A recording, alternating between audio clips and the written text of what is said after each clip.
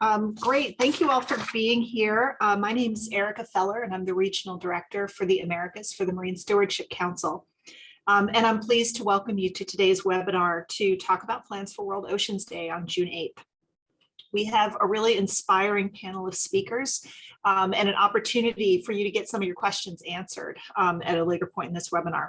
And we'll also be sharing some resources and assets that MSC has available for our partners to help you tell the story of your commitment to sustainability and the health of the ocean this Oceans Day. As you have questions, we ask that you please add them to the Q&A. It's an icon at the bottom of your screen.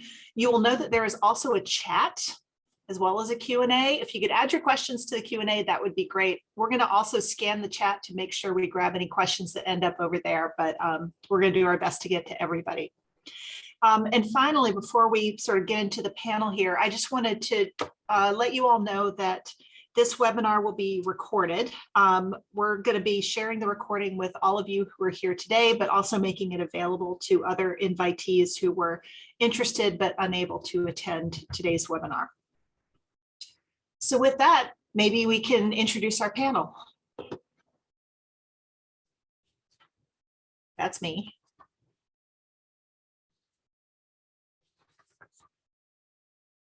So with us today, we have Bill Mott, who's the director of the Ocean Project. This is a US-based nonprofit that catalyzes collaborative action for the ocean. Bill's long been a leader in sustainable fisheries, and he's been instrumental in launching and leading global efforts to coordinate and grow the reach and impact of World Oceans Day.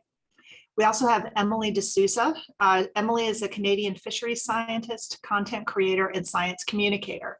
Her website and social media presence, Seaside with Emily, are digital educational resources for sustainable seafood science and culture. We also have Ian Ricketts, who's the president of Ocean Brands. This is a Canadian seafood company dedicated to sourcing ingredients sustainably. And they're an MSC partner who just expanded the use of the MSC Bluefish label on their canned tuna. Beyond sourcing sustainable ingredients for their products, Ocean Brands is a B Corp and is committed to plastic neutrality.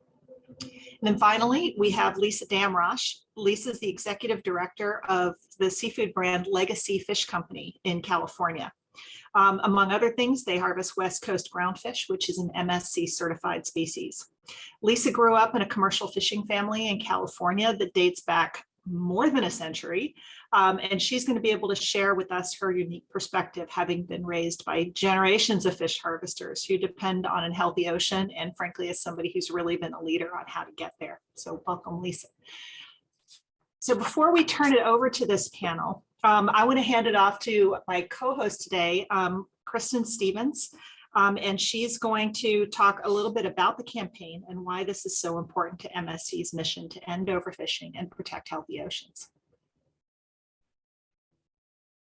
Great, thanks so much, Erika. So I want to talk a little bit about why we celebrate World Ocean Day. So all of us on this call know how vital the ocean is to life on Earth, not just for sea life, but for people too. Seafood provides daily protein for over 1 billion people around the globe, and 200 million are employed directly or indirectly by the seafood industry. But the ocean urgently needs our help.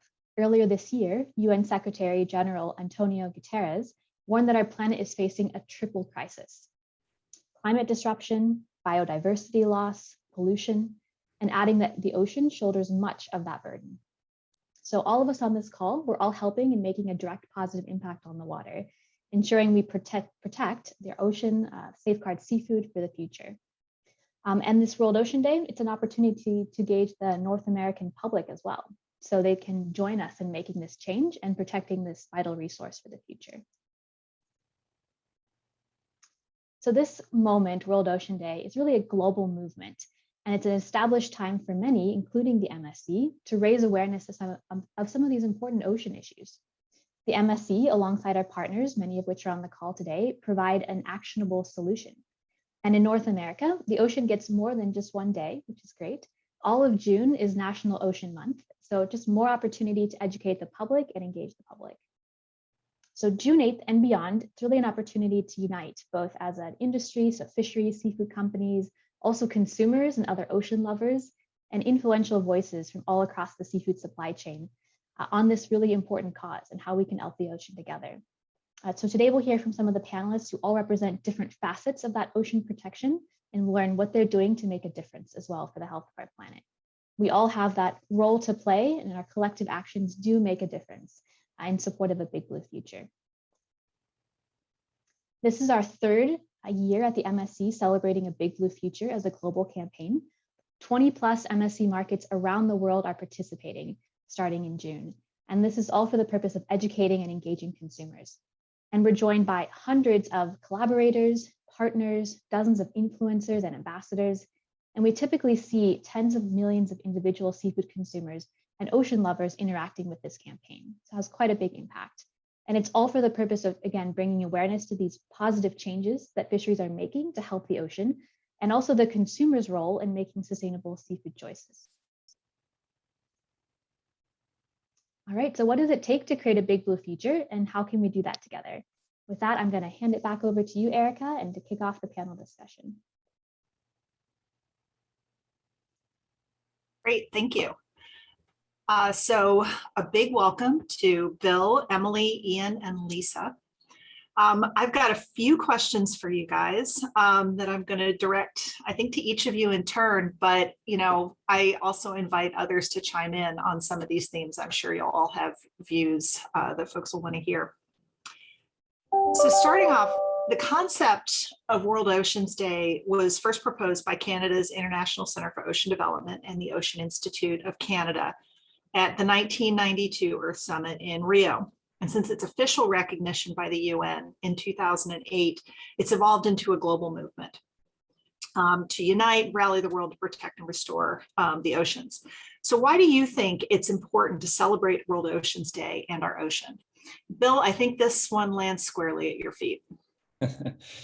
Well, thank you. And it's great to be on this panel with so many great colleagues. Appreciate this 1 month to go. It's a crazy busy time, but it's always great. Yeah, so we took on global coordination of World Ocean Day 20 years ago in 2002, 10 years after the Rio summit that you referenced, and started to work on global promotion and coordination of this unique opportunity to raise the profile of the ocean and help unite the world for conservation action. There was some efforts in Canada and a few other countries, but there was no global coordination. So we started to do that in collaboration with our partners. We do everything we do is in collaboration with our networks. And it's not just one day in June, of course. It's really about conducting outreach to increase awareness about World Ocean Day throughout the year and try to get all sectors involved: businesses, governments, individuals, scientists, NGOs, libraries, you name it. The more the merrier. Everybody on the planet should get involved, as far as I'm concerned. We do a lot of work behind the scenes. We try not to brand the Ocean Project per se. We're always trying to help generate more awareness and involvement with all sectors and trying to really ramp up that engagement for conservation action more and more each year. It took a few years to petition the United Nations to officially recognize it. We worked with a global partner network for 4 or 5 years to have them officially recognize the 8th of June. And it's really a great way to kick off the summer season, celebrate our one shared ocean that connects us all. And no matter where we live on our blue planet, we all need to help the ocean to survive and to thrive. And it's, of course, like I mentioned, it's just one day, but and as you mentioned earlier, there's National Ocean Month in the United States, and some other countries have National Ocean Month during June. It's essentially Ocean Month. And it's not like you're one and done. I like to say World Ocean Day is a lot like if you're married or if you have a partner. You might like to celebrate an anniversary once a year, but it's not like you don't love them the rest of the year, or at least I hope not. And it's the same with the ocean. We have a special worldwide crescendo each 8th of June and a big wave of actions and commitments during the ocean month of June. But following through for conservation all 365 days of the year is really key. Great, thanks. I don't want to put anybody on the spot, but Ian, Lisa, Emily, you want to share why is it important to celebrate? Erika, I'll jump in. Look, I think first and foremost, World Ocean Day is about a movement, and it's an exciting movement. there's a lot of work to be done. And of course, the scientists are telling us and reminding us of just how much work there is to be done. And it's important that they do that and that we listen. But I think it's also equally important that we celebrate the great work that's being done, and how we're inspired by some of that. Oceans is really increased its commitment to MSC, but and we're probably the first big brand in Canada to do that. But the reality is that a lot of other brands have come before us and really inspired us to take that step. And I know others will follow as well. So it's really about the movement. And I'm also really acknowledging what Canada has done with respect to marine protected areas as part of this. I think Canada's made some strong commitments leading up to 2030 to have 30% of our oceans in protected areas, and we're making good progress on that. So I think educating our teams and educating our customers about the great work that's being done is just going to continue to grow the momentum of this movement.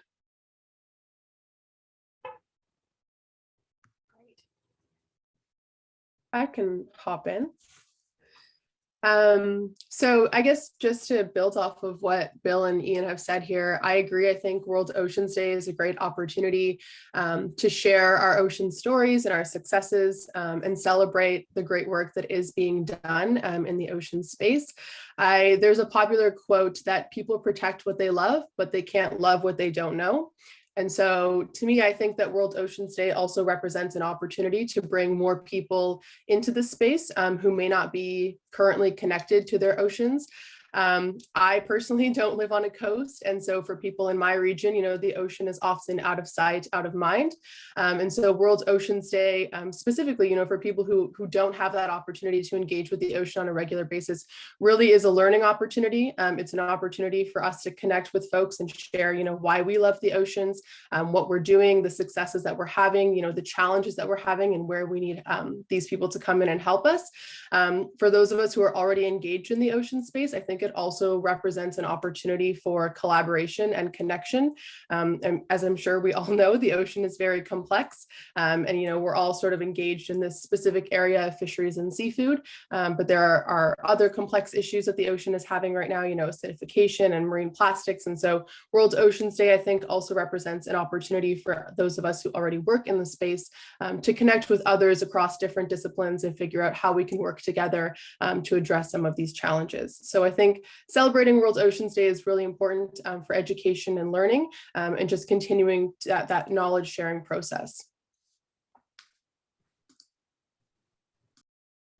I'll jump into just real quick. I don't know that I have much to add to what everyone has said. I think that that's all right. And something Emily just said, had me thinking. I do live on the coast and in a coastal community where we see the ocean every day. And I think it's also an opportunity to remind those of us that do that I think sometimes can be taken for granted. It's just another thing you see on the commute on the highway, and it's always there. And it's something, that I think a lot of us have, right? It's a comforting thing when you're having a bad day and you can just stand and watch the ocean for a moment and the tide keeps coming regardless of what's going on in the world. And I think that can sometimes, for those of us that do have the privilege of living near it and seeing it all the time, we can take it for granted. It's just going to always be there. And I think that the World's Ocean Day is a great opportunity to remind us that that's more complex and that it does need us in order to continue to be the resource that it is for those of us in fisheries, and to continue to be, to be there and be healthy. So I think that's a great opportunity. And I really love this program. And I loved the quote about you celebrate your anniversary once a year, but you love it all year. I think that, those moments where we're forced to stop and think about what it is that we appreciate, and then how we build on that on a daily basis. I think this is a great way to do that. So. Lisa, it's like you read my mind and set up the perfect segue to my next question, which I'm going to send to you first. So can you talk a bit about what a big blue future means to you, to your company, And can you talk about, the commitments that you've made that you really see as having the greatest potential to deliver impact on behalf of the oceans? Yeah, absolutely. As you mentioned, my family's been fishing for 100 years, and I'm part of the 4th generation, and my son is now in the family business, and he is the 5th generation. So I have a kind of unique perspective where I can see where we come from, and I can see where we're going. And that is, I guess, I don't know if it's obvious, but the name of our company is Legacy, because that is something that we are trying really hard to honor and trying to also figure out how to fit into the future. For us, we participate in the West Coast groundfish fishery. That's a fishery that collapsed in 2000. And particularly where we live in California, the collapse was not only of the fishery, but all of the infrastructure and support and markets that went with it. The good news is that the fishery has recovered due to a lot of work, partners with fishermen like my family, partnering with NGOs, a new management regime. A lot of things went into the recovery of this fishery, and it's now a very big conservation success, which is really exciting. It's shown how resilient the ocean can be when managed correctly, how resilient fishery species can be. In 2000, there were, I think, 13 species that were overfished, depleted.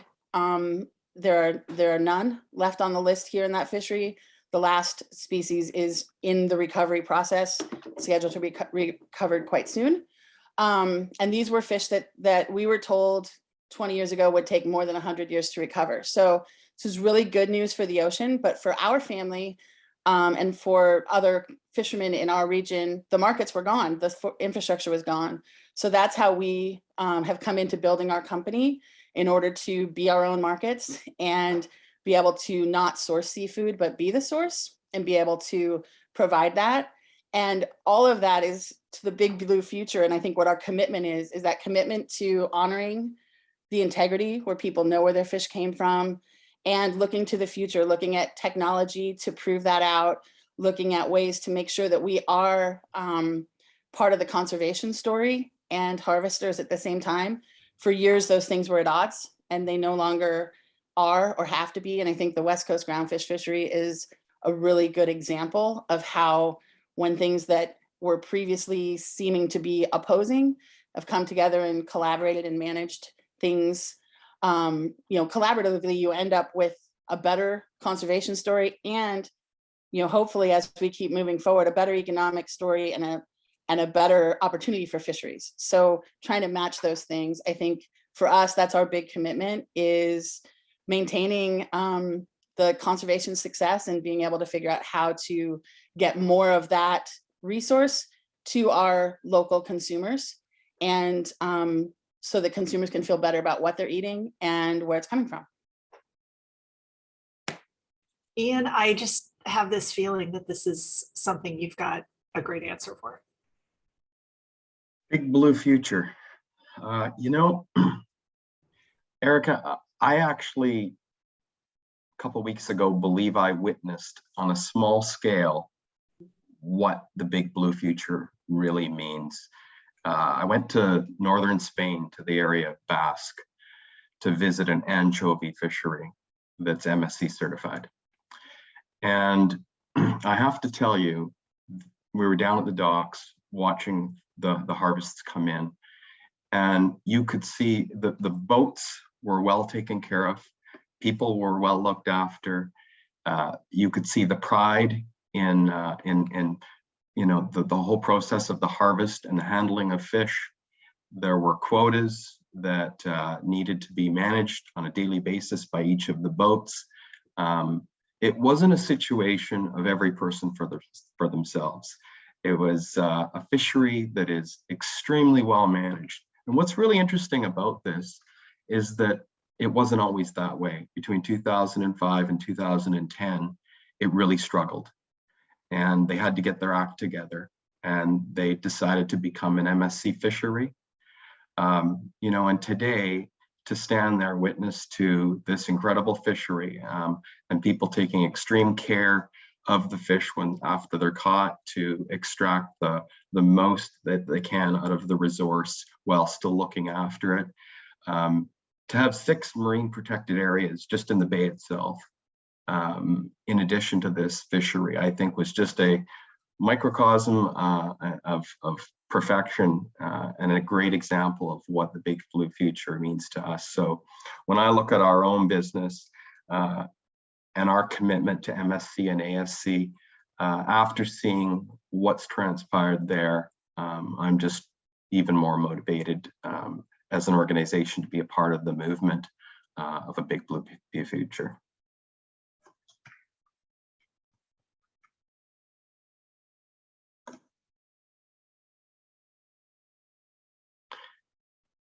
Did you want to jump in on this one? I'll jump in Sure. if we have time. Yeah, I love the term Big Blue Future. It's wonderful. You can envision all sorts of interesting possibilities. To me, a Big Blue Future is a healthy and abundant world ocean and a healthy climate. So there are plenty of fish and other wildlife in the ocean, hopefully with strong science-based fisheries, the norm worldwide, healthy coastal communities, and providing that economic security and sustainable seafood for millions and billions. Billions of people need healthy source of seafood to, as the primary source of protein, as someone said earlier, to be able to sustain themselves. So that's critical. That's critical. And to me, it's also about people living more intentionally, I guess, making intentional choices every day, from personal consumption to improving policies for a healthier future for themselves and their families and for our planet.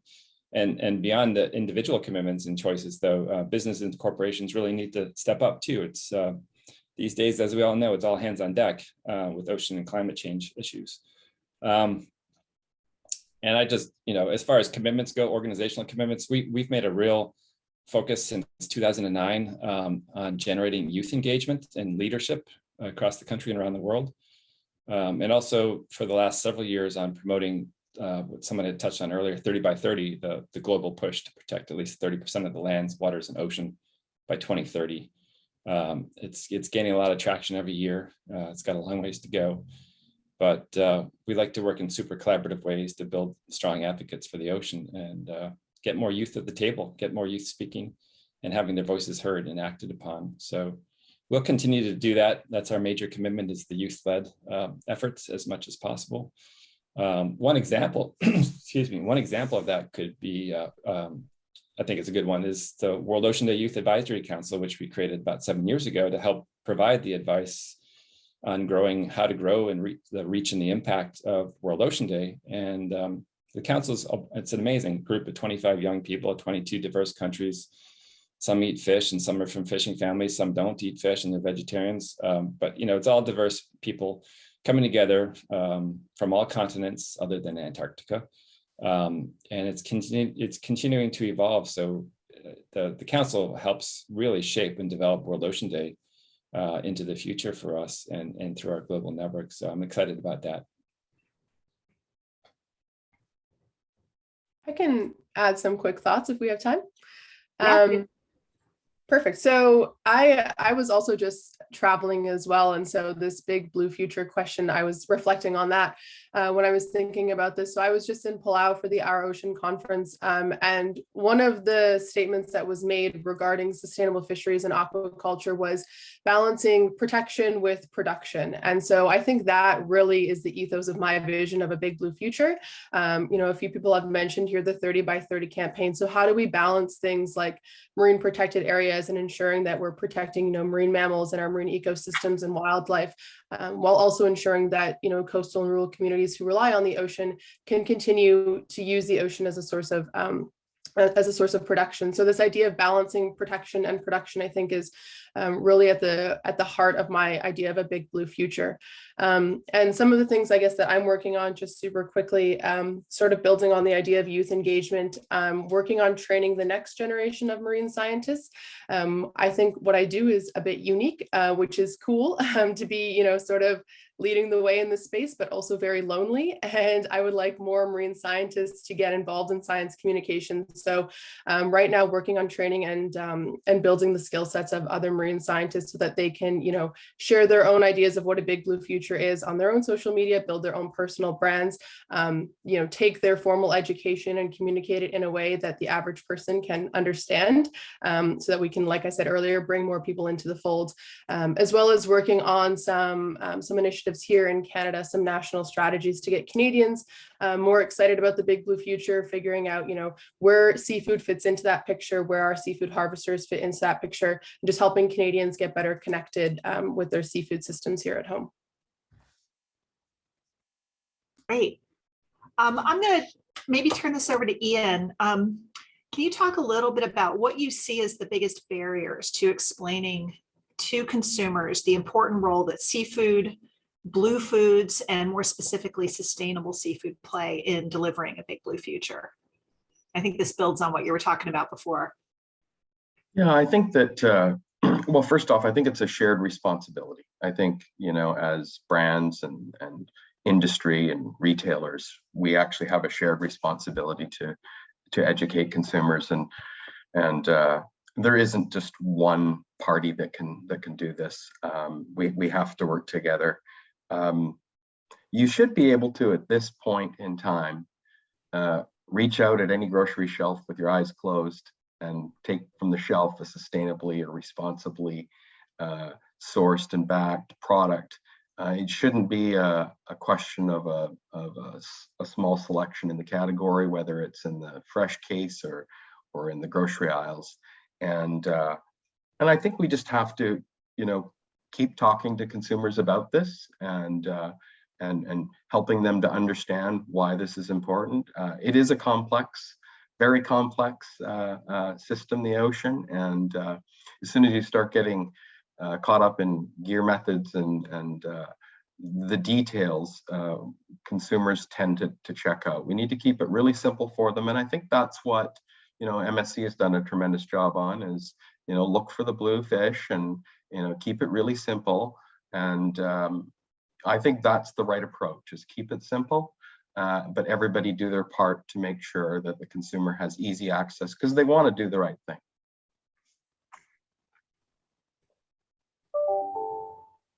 Lisa, you want to? I would agree with that. I think consumers very much want to do the right thing. They want to know and trust what they're buying, and they don't want to inadvertently be part of, you know, the horror stories that they have unfortunately heard or seen about commercial fishing. And you know, even in our, you know, fishing port, you know, I still get calls from people that are telling me that their child learned in our local high school how bad fishing is, and how it's just terrible and it's killing everything. And it's like, oh my gosh. So it's our jobs in every sort of level, like in our communities, with our products. I think MSC is amazingly simple, right? And I think that is a great answer. Not all, like, we don't have the MSC label on our packaging because we're a tiny company. So being able to point to that for our fishery is important. And being able to let people know that's a way that they can trust. But we also still have to explain more about it sometimes in our smaller markets. And I think it is everyone's job. And I think it starts with the basis that fishing is not bad. I think Emily's comment about protection and production, I think they go hand in hand. And one of the things that we try to communicate is that, you know, in my experience, some of the strongest conservationists are the commercial fishermen, because their lives literally depend on the ocean.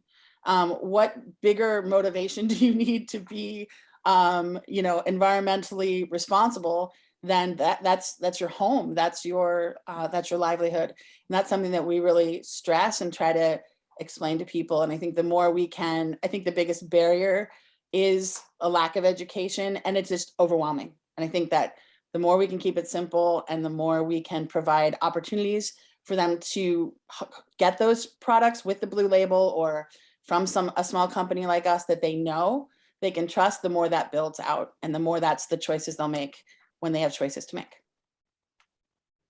So maybe building off that question, I think there's a good segue here to the next one. And I'd love to hear from all of you, but I want to start with Emily. Can you, building on what Lisa was just saying about helping people understand, where do you see or hope to see the World Oceans Day movement 5 or 10 years from now? Mm-hmm. Yeah, well, I mean, I think Lisa and Ian both hit the nail on the head here about keeping it simple and making it easy for consumers to make the right choice. And I completely agree. I think consumers, want to make the right choice and they don't want to inadvertently be part of a problem. And so I think that in 10 years, what I would like to see is that people who engage with this year's, World Oceans Day campaign in 2022, 10 years from now, are now launching their own ocean initiatives. I work in communications, and I can say that one of the issues that we have in communications is that we often do a lot of talking and a lot of, social media content and a lot of writing and doing events like this. And we educate consumers a lot, and then we get consumers excited and passionate. They know the issues, they're very well educated, they're aware, they want to do something, and then we just leave them. We don't give them an outlet to take action. We don't give them next steps. We just leave them with this, overwhelming amount of information usually. And when consumers have all this information and they're well educated and they're well intentioned and they want to, do something to make a difference for our oceans, whether it's, making better seafood options or, helping out on beach cleanups or microplastics, whatever it is, when we just leave consumers with information and no steps to action, we end up with a lot of very well educated people who then feel overwhelmed. We've heard the term, climate anxiety. So I think we could, also think of ocean anxiety if all we do is, talk about the issues, but we don't give people next steps or outlets.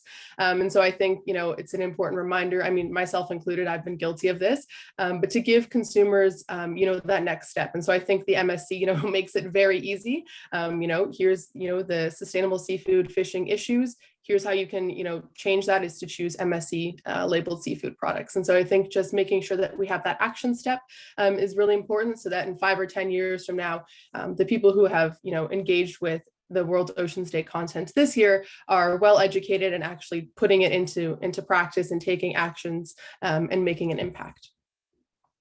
That's great. Bill? Yeah, sorry, I was just having an unmute button issue. Yeah, that's all great. I think, there's, I think it's, a lot of people don't get a sense for the urgency out there in the ocean. It's out of sight and out of mind, like some people have said already, and that's clearly a barrier. But I think there's also a barrier that people face by thinking their actions maybe don't count for much. And I think making sure that the actions add up in collective impact can make a big difference. So, and especially when they both support companies that are doing the right stuff, right thing, and share that support with policymakers, then things can really change. We've seen that a lot the last few years when we've been working on that type of approach on visitor engagement at museums and zoos and aquariums. And it's very clear, like a few people said earlier, that people do want to be part of the solution to the various issues facing the ocean and sustainable fisheries. So, once you raise awareness of sustainable seafood issues, for instance, and the importance of science-based fisheries management policies, people are really eager to do their part. What other thing I'd say is, looking forward 5 or 10 years, I guess, to me, there's already thousands of organizations from all sectors involved in some capacity in 150 countries. And a typical year, non-COVID year with World Ocean Day, we've seen that number ramping up the last 6 years in particular. I'd obviously like to see tens of thousands of events and organizations involved and billions of people, not just on social media, because we do get that on social media, but billions of people actually engaged in their communities, helping to steward the resources and working communities and countries to advance sustainable efforts throughout the year, not just in June. I think that companies and communities and organizations can really collaborate and really need to collaborate in super unprecedented ways to create more equitable and sustainable societies and a healthy blue planet that's going to have lots of abundant fish and other wildlife out there. I think that community collaboration is key, and I'd love to see a lot of those efforts led or co-led by diverse youth. Youth see themselves more as global citizens nowadays than demarcated by national boundaries. I think that's a good thing, and I think there's a lot of potential there. So mobilizing that worldwide support on all the different issues of ocean and climate conservation, science-based fisheries, plastic pollution, protecting special areas, 30 by 30. I don't know. I'm excited about it. I look forward to growing collaboration with all of you guys and others. That's what I love to do and try to have a really strong collective impact. I want to hear Ian and Lisa's vision for where World Oceans Day takes us in the next 5 or 10 years. But before I do that, I just wanted to let folks know we're going to shift over to audience Q&A right after this. And so if you have questions you want to ask the panel, now would be a really good time to add them into the Q&A. Lisa, I saw you unmute, so I think you're going next. Okay. Well, I mean, obviously, I think we all hope that, 5 or 10 years from now, we don't feel as much urgency as we feel today, and that we are able to be a little bit more celebratory, possibly. I know I'm sort of singularly focused on the seafood side of things. And I think the more that, Ocean Day can be, I see one of the great ways to celebrate is to have a great sustainable fish dinner, right? And to, make that a part of our regular diet. One of the things that we've recognized here is it, and I think it's in America in general, right? But we're not seeing people eat seafood the way that they used to. My family has always eaten seafood many times a week, and it has, at least the whitefish after the groundfish collapse, we saw it become this very specialty item, like this. Oh, and I have to have all these ingredients, and it has to be this big event. And one of the things that we're trying to do in our community is like, no, you eat chicken every week. You should eat rockfish every week. You can cook it 52 different ways, like you can, and it should be a part of your regular diet. It should be something that we're, making for our kids after soccer practice, and not this fancy event. And, so in 5 or 10 years from now, I would like to see that be a part of the celebration, is the abundances of the ocean and all of the amazing ways that we can, have it right in our own homes and experience it that way. I think, that's how I see the Oceans Day movement and kind of the world as a whole is that big blue future is living with the ocean and being a part of what's coming out of it, as well as making sure that I love that. I'm gonna steal that protection and production thing, because I think that that's really important. And from my perspective, a lot of times the production part gets secondary, and I think that that's something that those need to be balances, because without either one, we have a problem. So I think that that's what I'd like to see.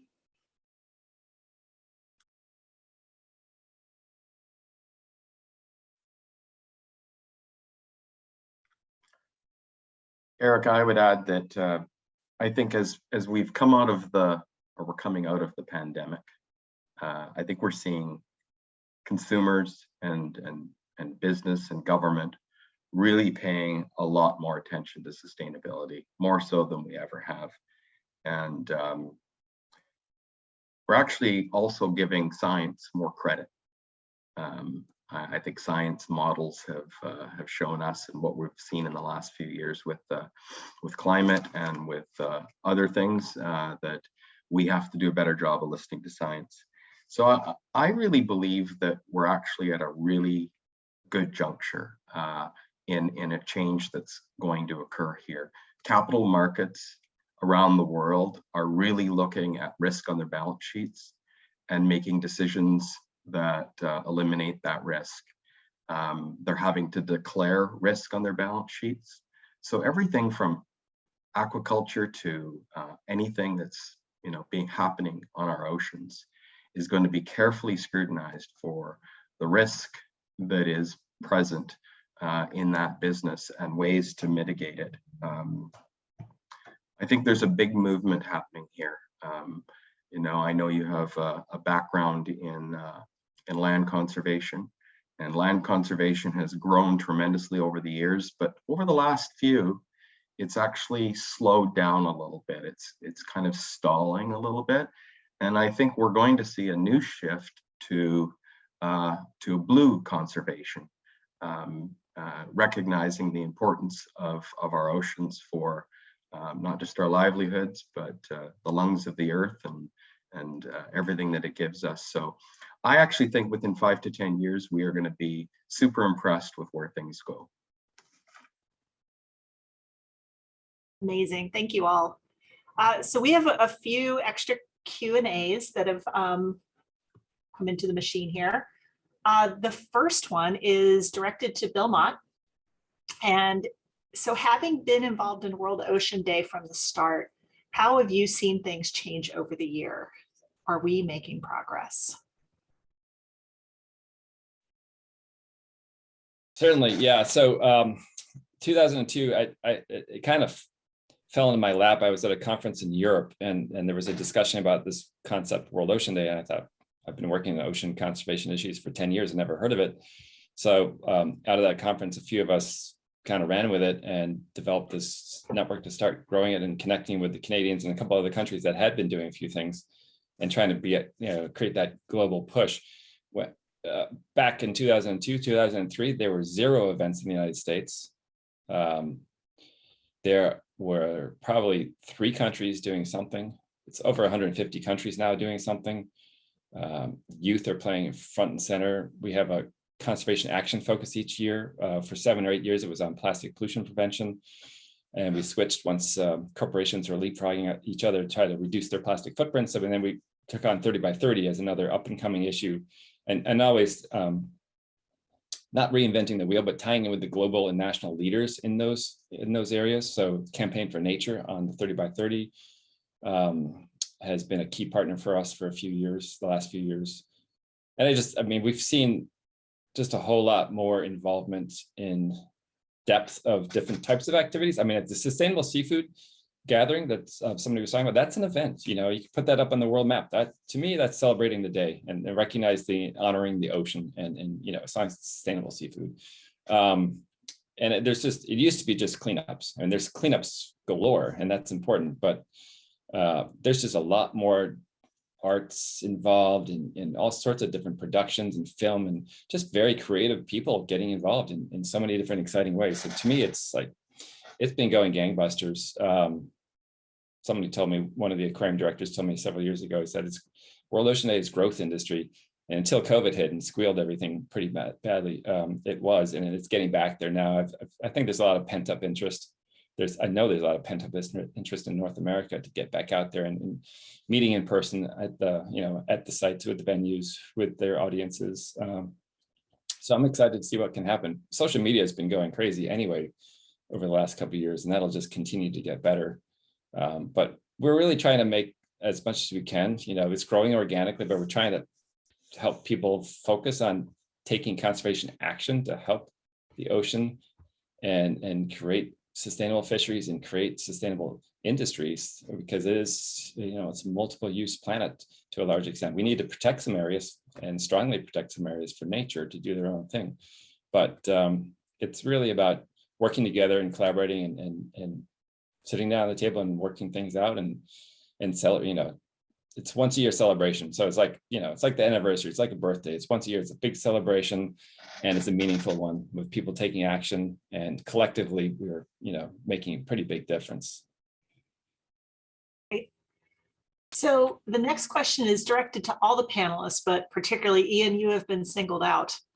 What role do you feel that businesses can and should play in protecting the ocean? An excellent question. Business has to take a leading role. We have learned over many years that the capitalist model that we've grown up on has not worked so well, and it's left us in a tough spot in a lot of cases. Historically, we have harvested from the ocean, and I'm talking, we have brands that are over 100 years old. We've harvested from the ocean. We've paid to have that product processed. We've paid to have it shipped to stores and warehoused and all that. But up until, a short while ago, we haven't paid the ocean back for what we've taken. And our commitment to MSC and the MSC fisheries and the fishery standard is paying back. And there's this need to be giving back more than we're taking. And there's a shift occurring that needs to occur to more of a net positive approach to doing business, not just being sustainable and holding the status quo. So business has a huge responsibility, but also an incredible opportunity, because that's what the world wants. And the businesses of tomorrow that are going to succeed are going to be the ones that look at the biggest problems that we face as the human race and lean into them. That's the future. There'll be brands that are purpose-driven and that are focusing on solving some of these issues, and the other ones that didn't make it. Business has a huge role to play in conjunction with government, but I think it's a great question, and I hope I've made it clear that business plays a big role. Anybody else want to follow that?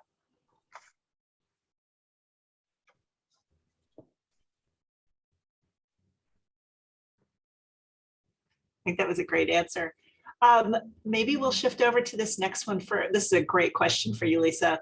Can you talk about the biggest management change your family's fishery had to make to be more sustainable? Yeah. We in our family, we talk about my grandfather went fishing with a wristwatch and a compass, literally. And he was worried when they started coming out with radar. He thought it was a little newfangled, and he wasn't quite sure that was, what the world was leading to, right? And now we have, a computer in our pocket. And I think the biggest change for us with the West Coast groundfish fishery and the big change has been, the key word I can use is accountability. Actually, let me back up a second. As far as sustainability, like my grandfather, my great-grandfather, and my dad didn't use that word. We didn't talk about sustainability. It wasn't a buzzword, but we were taught you don't take more than you need. And if you waste, there's not going to be something available for the next time. So I think that notion of sustainability has been a part of fishing for a long time. But the big change is accountability. And, my grandfather could go fishing with a wristwatch and a compass and without telling anyone he was going or when he was coming back, and no one was tracking him. When we leave today on a groundfish trip, we have 7 cameras. First of all, we have to notify the government what we're fishing for before we go. We have to call 48 hours before in case we're going to take a scientific observer. We have 7 cameras on our boat. When the boat comes in to unload, we have to have a federal human being that we pay for on land to watch us unload. And I say all that like it's a complaint, and it is a burden. And it's something that fisheries really pushed back on, and fishermen were like, no way, man, I'm just getting out of bed and I'm going fishing. But what we learned, and I'm proud to say that my brother and our generation has been I think a big change in this regard, is that, hey, if we're not doing anything bad, why is it bad to be accountable? And if we have that accountability, which leads to science, that data provides science, which provides more information. And guess what we found out? We found out how many fish are in the ocean, and we found out what the right amount is to harvest. And it's actually increased our opportunities, not decreased them, because now we know what we can take at a reasonable level and maintain the sustainability of the resource. So the biggest change, I think, is accountability. And one of the things that we're working towards, and I should have said this in my Big Blue Future answer, is that all fisheries have accountability. And we have, like I said, in the West Coast groundfish fishery, we have 200%, maybe more if you count. We have to also have the reviewers of cameras and whatnot. It gets really, but there's a lot of people watching, and every pound that we touch is accounted for. That's not the case even in all of our West Coast fisheries, certainly not the case in our world fisheries.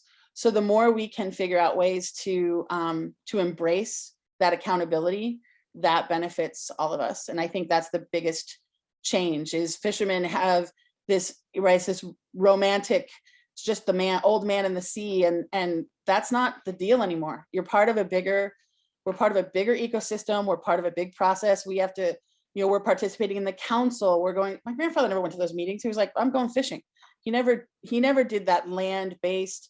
That was for, other people to do. And we have to be part of that. And so that we can have that production and that protection, and that we, we can keep our oceans healthy and feeding our communities, literally. Amazing. Thank you. So we're kind of coming up to time, and there is a question in the queue from an attendee who says they'd like to know what everyone's plans and campaigns are for this coming World Oceans Day. And this is to MSC and the panelists, which sounds to me like the biggest softball to lob this back over to Kristen to talk about the campaign toolkit. But I also wanted to note, if you guys look in the chat, Bill Mott posted also a link to the worldoceanday.org, so you can see resources and tools that his organization has available. And I'm going to thank the panel and close this out right now and turn it over to Kristen to talk a little bit more about the campaign resources. So thank you all. Awesome. Thanks, Erika.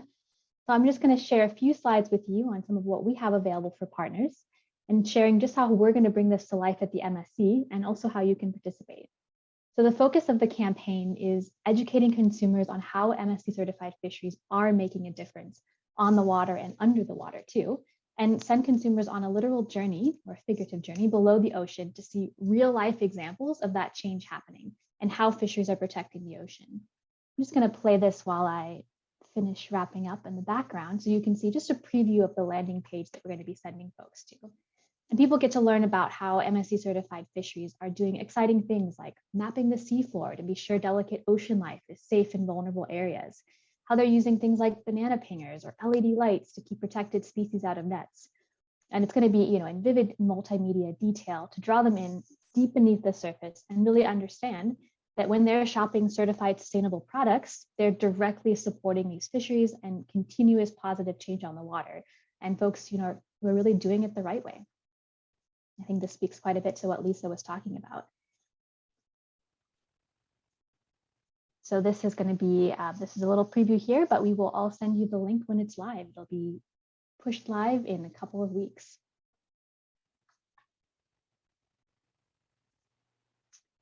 So I also want to share with you on the next slide here, so how we're going to draw consumers into this landing page and how we're going to draw people beneath the surface with us. So as we know, attention spans are short, so we need short and sweet messages. So we're going to have 15-second video vignettes, and we're going to drive folks through on digital channels. And these vignettes are designed to really stop people in their tracks as they're scrolling. And there are going to be 6 different stories that we share, and they'll be available to all of you as well, to highlight some of these innovations on the water and the ways that you're supporting positive change as a consumer. So here is an example here on screen. And like I said, there'll be 6 of these that you all are able to share as well, just to highlight a few of the many examples out there of these changes happening.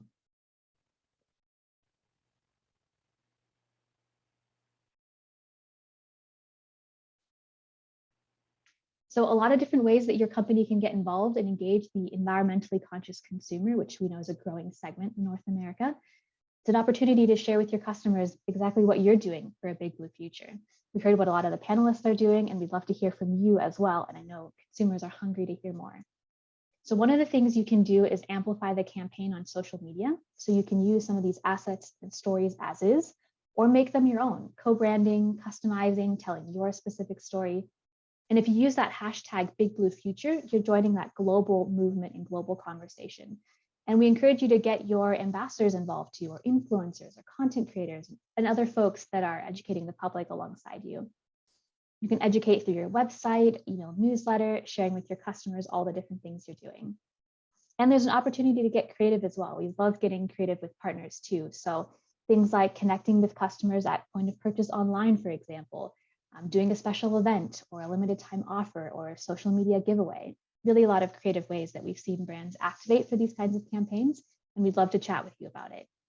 So as I mentioned, we know from our consumer research, consumers are hungry to hear more from companies about the sustainability of their products, their fish products. So they're eager to hear more from you. And we also know that eco-labels really raise the trust in the brands that carry them. So it's just a great time to celebrate your products. We hope you can join us in celebrating a Big Blue Future and help your customers shop their values for National Ocean Month, but also beyond. Again, this is not just one moment in time. This is meant to be evergreen and a conversation that continues. After this webinar, so just some housekeeping, you will get an email from us with a link to different assets and creative that you can use to get involved in this campaign. You should have some in your hands already, but we'll be sharing more in the weeks leading up to World Ocean Day. So stay tuned, keep checking back, and there'll be more available. And lastly, if you can't join us for World Ocean Day or National Ocean Month, we are launching our next big consumer engagement campaign for National Seafood Month in October. This is another great opportunity to join us and be alongside a lot of different partners. And there we will also have a new partner toolkit available and new resources to help promote your commitments. And throughout the year, we're educating consumers and engaging consumers at the MSC. I've highlighted a few of the mini moments here on screen that we'll be focusing on. So if there are any other key moments that you'd like to join with us and collaborate, please reach out. Or if there are any that we missed here, definitely reach out as well and let us know what are some good opportunities to educate the public together. All right, with that, I'm going to hand it back over to Erika. Great, thank you. I think all that remains is, first of all, to thank Kristen and the MSC Marketing and Communications team for putting all of these resources together. And a huge, huge, huge thank you to our panel, Ian, Lisa, Emily, and Bill. It's wonderful to see you all, and thank you so much for joining us today to share your insights and expertise. Thanks so much. And thank you all for joining.